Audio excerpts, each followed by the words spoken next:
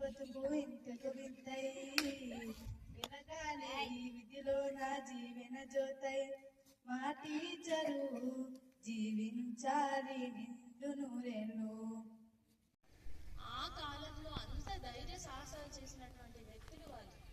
సావిత్రిబాయి పూలే అంటే ఒక వ్యక్తి కాదు, స్త్రీ కాదు, మహాశక్తి. అలాంటి ఆమె బోధన్లో జన్మించారు. బోధన్ నుంచి మైగ్రేట్ అయ్యారనమాట. అక్కడికి వలస వెళ్ళారు. 9 సంవత్సరాల కాలంలో పెళ్లి చేసుకున్నారు. ఇదంతా మీరు ఇందాకటి వరకు చెప్పారు కదా.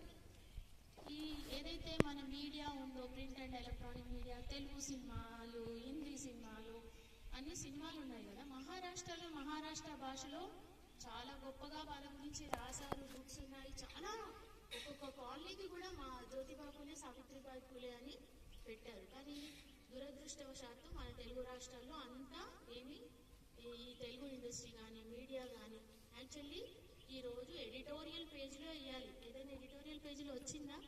రాదు. ఎందుకు అంటే తక్కువ కులం వాళ్ళు. వీళ్ళని అంతగా ఏమంటారు, మెచ్చుకునేటట్టు వీళ్ళు గొప్ప అని, వీళ్ళు చేసినటువంటి త్యాగాలను, వీళ్ళు చేసినటువంటి గొప్ప పనులను స్ప్రెడ్ చేయకూడదు అనేది కొన్ని వర్గాల యొక్క ఆలోచన. కాబట్టి ప్రతి ఒక్కరూ సావిత్రిబాయి పూలేని మర్చిపోకూడదు.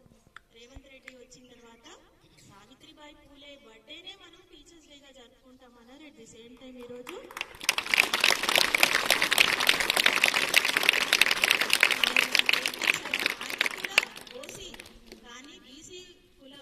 ఆయన కూడా చాలా కష్టాల నుంచి, మధ్యతరగతి కుటుంబం నుంచి వచ్చింది. కాబట్టి ఈ రోజు నిన్న నైట్ ఇన్ఫర్మేషన్ పాస్ ఆన్ చేశారు.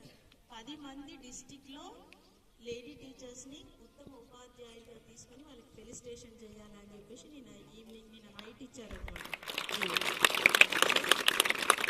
తీసుకోవాల్సిన విషయాలు ఇట్లా కనుచూపు వేరల్లో ఉండకూడదు.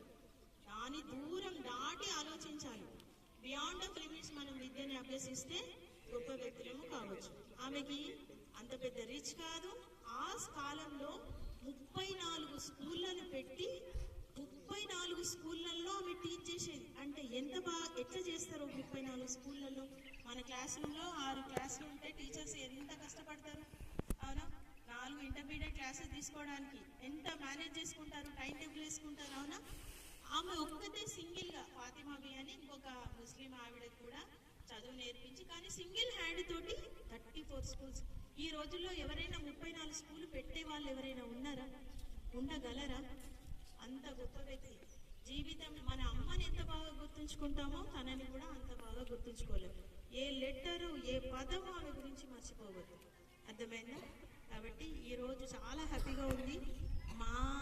మమ్మల్ని గుర్తించి మీరు వచ్చి మమ్మల్ని ఫెలిసిటేషన్ చేయడానికి వచ్చినందుకు చాలా థ్యాంక్ యూ.